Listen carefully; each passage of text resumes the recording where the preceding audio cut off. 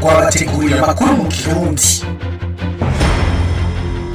Muravyumvise uno munsi dukorera mu runani Radio Peace FM Rwaruka itorokanirizo ry'amakuru Romanda hamwe na Radio Haguruka twabateguriye amakuru adasanzwe ashingiye ku ngingo imwe rudende ijanye na dossier y'umumenyesha makuru Sandra Muhoza arumanije amezi indwi ari mu mvuto mu Burundi. Turababwira ingene urubanza rwiwe ruheruka rwagenze, mbega abari mu mashirahamwe yigenga, abanyepolitike, mbere n'abanyagihugu bavuga iki ku ifungwa ryiwe. Hari n'ibindi vyinshi twabateguriye, mugume hafi mukurikire aya makuru muriko mushikirizwa na jewe Jeanne d'Arc Gikundiro fadikanije na Dondo Dieu Mbazumutima. Mu buhinga bw'ivyuma hari Chanel Ntiharirizwa na Ezekiel Niyonzima. Turi kwigenekerezo rya 15 Munyonyo umwaka w'ibihumbi 2024. Mukanya turaja mu idonido ry'aya makuru. Peace FM Romanda na Haguruka.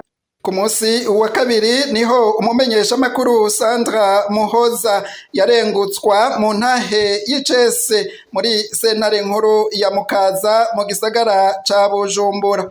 Uburanira leta y'u Burundi yamusabiye umunyororo w'imyaka 12. Ababuranira uwo mumenyesha makuru bobo basaba ko yorekugwa kuko mu vyo yagirizwa ngo yavugiye mu mugwi WhatsApp atacaha kirimo.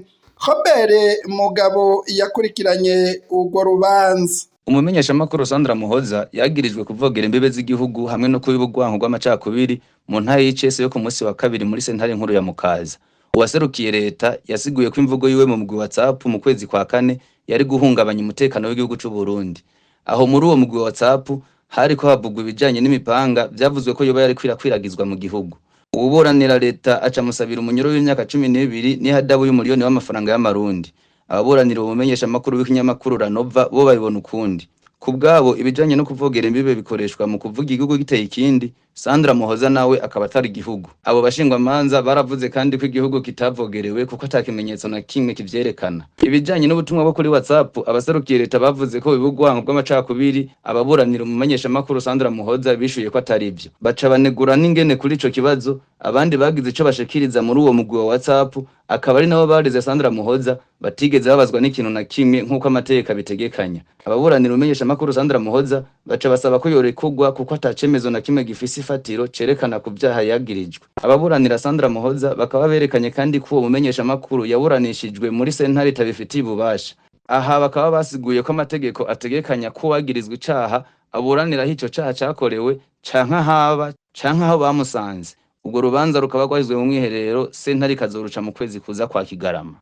Urakoze Robert Mugabo. Muri aya makuru twashimye kugaruka ku ifatwa rya Sandra Muhoza, uwo mumenyesha makuru w'ikinyamakuru Ranova akaba yafatiwe Ingozi abanje gutumwa ko n'umugwizatunga Batazira Porchen bivugwa ko akorana n'iperereza. Idonido ry'ingene yafashwe tubibwirwa na Claudine Ndayishimiye. Hari ku munsi wa gatandatu igenekezo ya 13 ndamukiza uyu mwaka 2024 igihe c'isaha 5 z'umurango aho Sandra Muhoza yahamagagwa na Manirakiza Mark Batazira Portion umugwiza tunga wo mu ntara ya Ngozi mbere bivugwa ko akorera iperereza kandi ari na Somambike umukuru w'igihugu. Yamuhamagaye kuri telefone ngendanwa amubwira ko ashaka kumuha makuru ajanye n'amavoka yari karasarura. Umenyesha makuru Sandra Muhoza yaragize amakenga aca abaza Portion ko yoba yatumiye abandi bamenyesha makuru. Namwishura ko atabandi arabwira ahubwo ko yifuza ko ari we akora iyo nkuru ubwa mbere. Portion yongeye amubwira ko bini babona ko bikenewe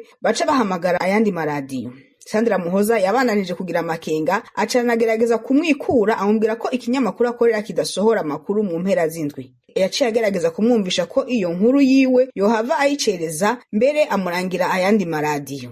Portion ntiyashizwe kuko yahavuye yemera ko atangorane byo mutera naho iyo nkuru yosohoka ku munsi wa mbere acambira ko mu misi yindi atari hazobari. Sandra yaciye yikora kuri bagenzi b'abamenyesha makuru bakorera ibindi binyamakuru arabaganirira ubwo butumwa yahawe. Nabo bagira ubwoba ariko baratinda baramuremesha ngo amwitabe aheza mu hiyo nkuru. Sandra Muhoza yaragiye yerekeza ku kibanza bari bavuganye ko bahuriramwo aho naho hari ububiko bw'ubutare bw'uwo mugwizatunga inyuma y'inzu y'uburaro yitwa Innova nimero 1. Ashitse muri ico kibanza Sandra Muhoza yahasanze abararira baraheza baramwugururira. Amakuru twashoboye gukura mu bari muri ico kibanza nuko mu kanya isase Poshen yaciye ahashika azazanye n'utwaye iperereza mu ntara ya Ngozi baherekejwe n'iyindi modoka yo mu biro vy'igendereza vyaho mu ntara nyene ya Ngozi. Ayo makuru abandanya atumenyesha ko uwo mumenyesha makuru yaciye yakwa telefone yiwe ngendanwa hanyuma yurizwa imodoka y'igendereza ajana kubarizwa mu biro vy'iperereza ngaho mu ntara ya Ngozi. Munyuma ngo baciye bamujana kumufungira mu gashoka komine Mwumba aho ngo yoba yararaye ijoro rimwe imbere yo kumanukana mu bucagucagu ku biro bikuru vy'iperereza biri mu gisagara ca Bujumbura. Ayo makuru avuga ko mw'iperereza yahafungiwe imisi igera kuri 6 aca yimurirwa mw'ibohero rikuru rya Mpimba ahafungiwe gushika n'ubu.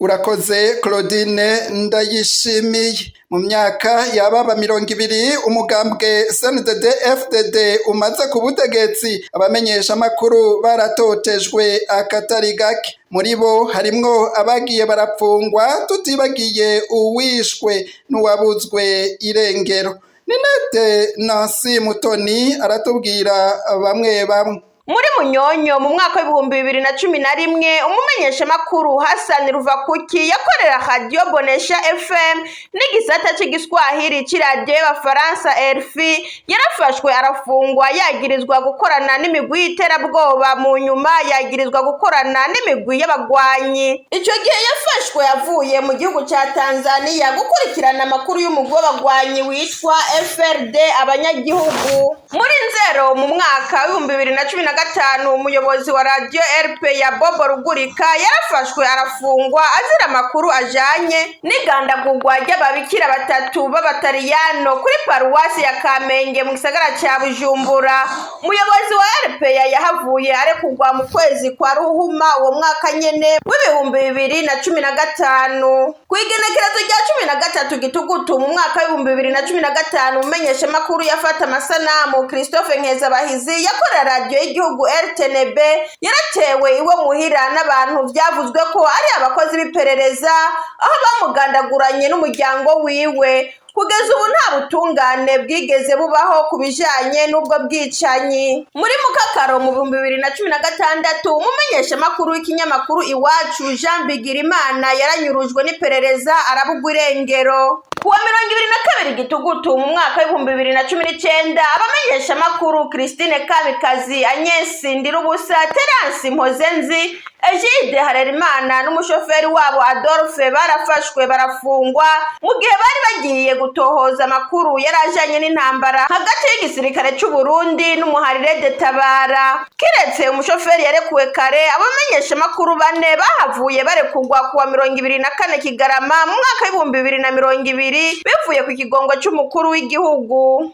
Ubundi mumenyesha makuru yarekuwe bivuye ku kigongo cy'umukuru w'igihugu ni Floriane Irangabiye akorera Radio Igicaniro. Aho hari muri Mukakaro muri umwaka nyene turimwo 2024 Floriane Irangabiye yari yafunzwe kuva muri Myandagaro mu mwaka w'ibihumbi 2022.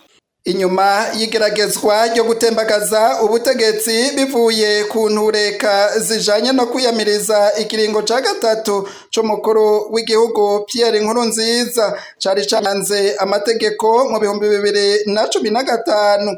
Inyubako z'ibimenyesha makuru bitandukanye harimwo RPA na Television Renaissance zarasambuwe n'inzego za leta. Abamenyesha makuru barenga 100 barahunga igihugu c'u Burundi. Mukanya tubashikiriza ivyo bamwe n'abandi bavuga kuri iryo pfungwa ry'umumenyesha makuru Sandra Muhoza. PSFM Lumanda na Haguruka. Duhereye ku banyagihugu abatari bake mu bo twavuganye bo mu mihingo itandukanye bavuga ko umumenyesha makuru Sandra Muhoza akwiye kurekugwa ku Kongo ariko ahoga ubusa. Aba ni bamwe mu bo twavuganye. Ikibazo cha Sandra Muhoza kuko nje ndakibona nk'umunyagihugu. Urya mugore ariko ararenganywa kandi ko arenganywa azira umwuga wiwe. Kandi iyo myaka barashobora no kuyimufunga. Jeno saba leta gusa ko yokukubita gashi ikareka ubucamanza bugakora ataho buhengamiye. Ubucamanza bugakora bwigenga atana hamwe buhengamiye bwisubiza umutamana. Niyo ubucamanza bwaba buhengamiye mu kwaha kw'abategetsi ntacyo buzofa bwishikanyeho kandi ntacyo bizoshikanaho igihugu. Ikibabaje nuko abantu bazoguma bagwa mu mporero. Umumenyesha makuru aba rifise uburenganzira bwo kuvuga ku kintu icyo ari cyo cyose nk'uko bavuga ngo turi muri demokarasi, ariko uravye urubanza Sandra bamwagiriza kwiwe nta demokarasi barushiramo. Rero ivyo bamwagiriza nirementanya, dusaba ko leta yo kwikubita agashi ikareka kudendereza umuntu. Leta nikore akazi kayo, abacamanza bakora akazi kabo batabatamitse ijambo, kore bubahirije amategeko abagenga. Rero ibintu Sandra bamwagiriza nirementanya, turasaba ko bomurekura nta kirinze gusabwa. Abarundi bose bishire bizane, umumenyeshamakuru agire umwidegemvyo mu gihugu ciwe, avuge ikiri ku mutima. Ubusanzwe Sandra Muhoza yararenganijwe, two turabikurikirana, kuko umuntu ntiyozira ivyiyumviro vyiwe nuko yoba ariko araganira muri group WhatsApp n'abo bakorana. Twasaba yuko leta yokwikubita agashi bakamureka akidegemvya Sandra Muhoza, kuko ntaco ariko arazira gushikiriza umuntu aho ahagaze, uko abibona mu gihugu, mu vyabaye. Je nibaza yuko ari kwigenga demokarasi. Urumva bamaze kuvuga ngo turi muri demokarasi umuntu ntabe agishikiriza icyumviro ciwe uko abibona, uko biriko biraba mu gihugu. Haba harimwo akarenganya. Sandra mu bisanzwe afunzwe kubw'akarenganya. Ego twasaba yuko n'ukuri bomweza agataha mu muryango wiwe. Uburongoye urunani rw'abamenyeshamakuru Ibeji Alexandre Niyungeko abona ko abacamanza bari bakwiye gufata ingingo iha umwidegemvyo Sandra Muhoza, kuko ngo ariko ararenganya. Mu runani rw'abamenyeshamakuru mu Burundi turatewe umutima uhagaze n'ingene urubanza rwa Sandra Muhoza ruriko ruragenda. Ejaho mu ntahe y'icese yasabiwe umunyororo w'imyaka 12. Ni ibintu bibabaje, n'ibintu biteye isoni kubona umupfasoni Sandra Muhoza akurikiranwa kugira ngo azocibwe kuja mu munyororo ku bintu bidafashe na gatoyi, ari ibintu bifundapfunditswe. Birababaje n'ukuri, ariko reka twizere ko abacamanza bazoheza koko bagasoma neza urwo rubanza, bagaheza bakumvira umushingwamanza wiwe nawe nyene n'ingene yaburanye, kugira ngo koko umumenyeshamakuru Sandra Muhoza aheze asubizwe agateka kiwe, asubizwe umwidegemvyo, kuko ikibanza ciwe ntikiri mu mpimba, ntikiri mu mvuto. Ikibanza ciwe kiri mu muryango no kubandanya umwuga wiwe. Twizere rero yuko abacamanza bafise urwo rubanza bazoheza mu mwiherero barimwo bagafata ingingo itumbereye amategeko, ibereye igihugu kigengwa n'amategeko.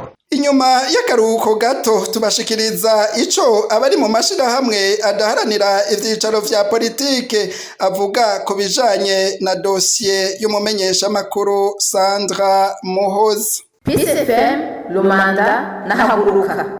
Umuyobozi nshingwabikorwa w'urunani CBDH Erari Nibizi afata ifungwa rya Sandra Muhoza nk'agatotezo n'iterabwoba bibandanya mu Burundi. Aha mu runani rw'abaharanira agateka kazina muntu mu Burundi CBDH tubifata ukurikirane rw'ihohoterwa ry'abamenyeshamakuru, tubifata nk'uburyo leta ikoresha icishije mu nzego zokingiye umutekano Abarundi canke zofashije kugira ngo amahoro agaruke, zofashije kugira ngo abanyagihugu bamwidegemvyo, ko leta izikoresha kugira ngo batere ubwoba, babuze umuntu uwo ari we wese kugira ico avuga ku kintu icyo ari cyo cose umuntu akora ko leta igasha canke abafatanije na leta bagasha. Kubona umumenyeshamakuru Sandra Muhoza afatwa agafungwa kubera yagize icyo avuga ku makuru atanzwe mu mugwi w'abamenyeshamakuru WhatsApp, siwe yatanze iyo video, siwe yatanze iyo nkuru, hama wewe yagize icyo abivugako.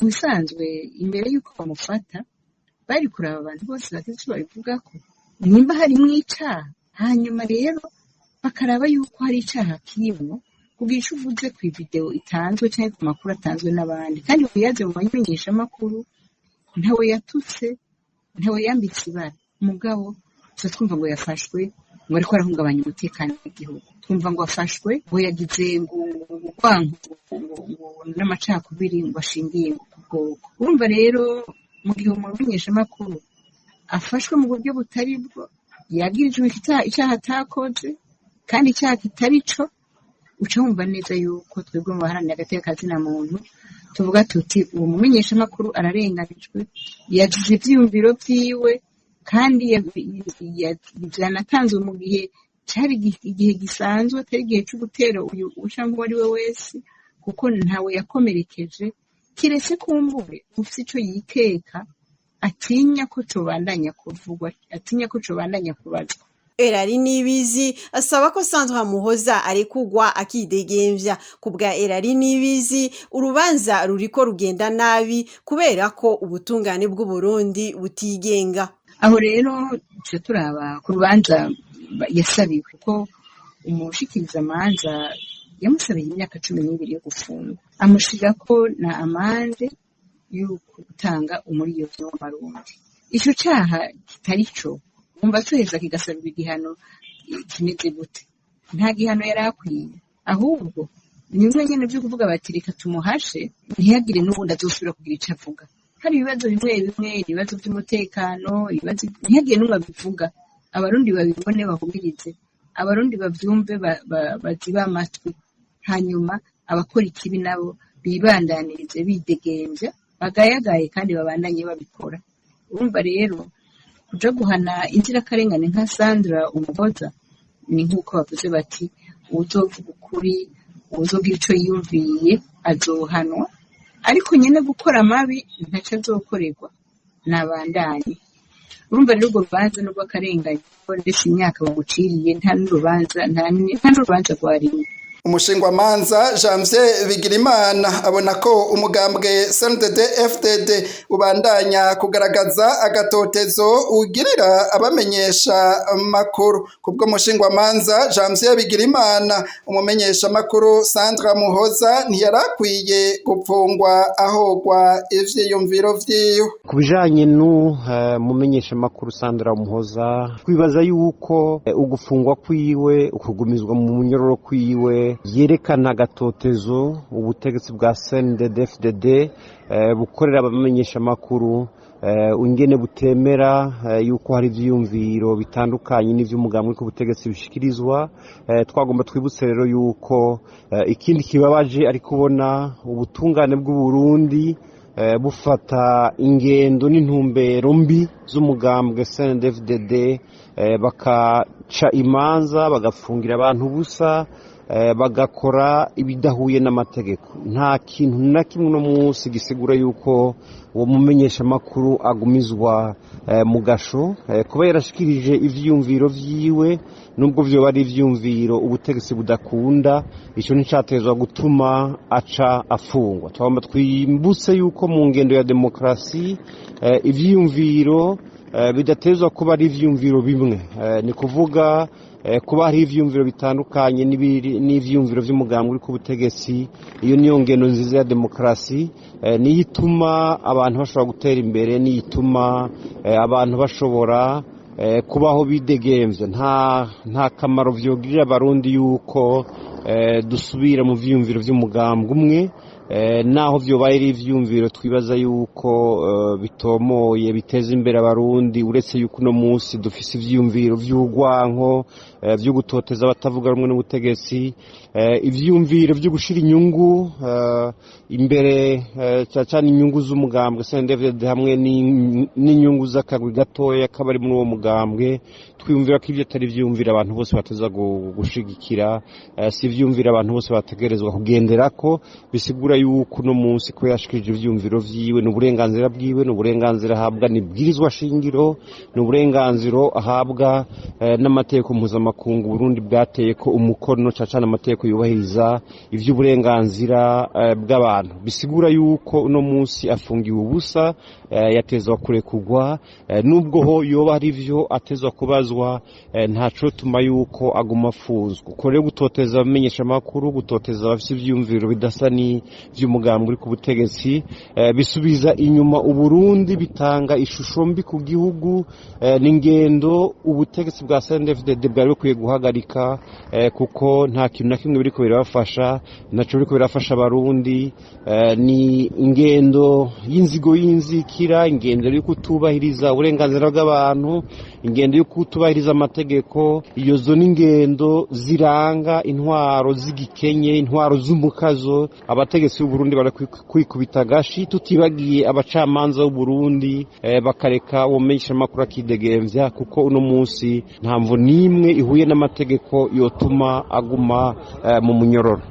Tubibutse ko muriko mukurikira amakuru y'urunani rugizwe n'amaradiyo Peace FM ijwi ry'ugwaruka, itorokanizo ry'amakuru Romanda hamwe na Radio Haguruka. Ingingo nimwe rudende, dosiye y'umumenyesha makuru Sandra Muhoza w'ikinyamakuru Ranova amaze amezi 7 mw'ibohero. Mukanya turasozerera aya makuru kubishikirizwa n'abanyepolitiki. Peace FM, Romanda na Haguruka. Umugambwe Iprona ubona ko Sandra Muhoza atarakwiye gufungwa kubera ubutumwa yanditse kuri WhatsApp.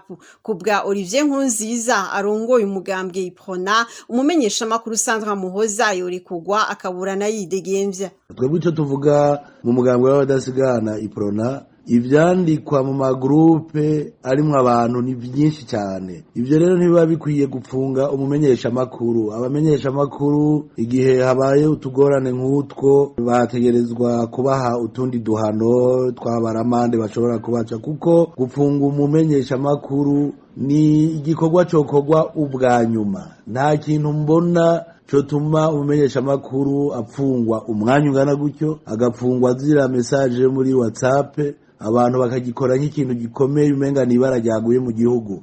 Hariho abandi bavuga ibindi bintu birengeye mu iki gihugu tubona, ariko ataruko ibyo habagiyemwo urwanko, ishari n'inzigo, ariko kandi bica bituma abamenyesha makuru bagira ubwoba, ntibasubire gukora bisanzuye, ariko kandi bigatuma n'abamenyesha makuru batasubira kugiranira umwizerano mu migwi barimwo, kuko bavuga bati ninandika iki kirankorako, bigatuma abamenyesha makuru rero bakorana ubwoba. Twebwe ico dusaba nuko umumenyesha makuru Muhoza yorekugwa agaburana yidegemvya ivyo bamubaza, hanyuma bagategura inyigisho. Mw'iki gihugu hari abantu benshi bamaze gukomereka, tugakomeretswa n'inyigisho z'amacakubiri mu muryango, mu bantu benshi. Izo n'inyigisho dutezwa kugira ngo abantu bagende bakira mu mitima yabo. Turipfuza yuko ugupfunga umumenyesha makuru coba ikintu kirengeye, babona ko gira gihungabanya umutekano w'igihugu canke ari ibindi bintu bikomeye. Gupfunga rero umushinga umumenyesha makuru mwanyunga nuko umuziza ubutumwa bwaciye mu mugwi muri groupe WhatsApp, urumva ko biteza isoni igihugu.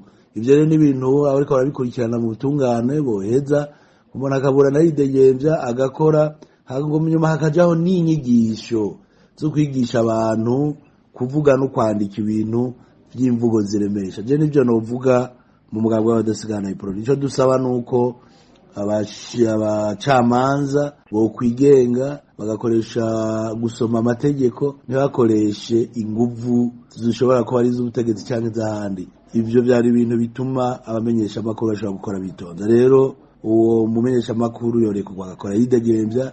Emmanuel Nkengurutse yahoze ari umukenguza amateka abona ko Sandra Muhoza atari guhogwa ivyo yanditse mu mugwi wa WhatsApp.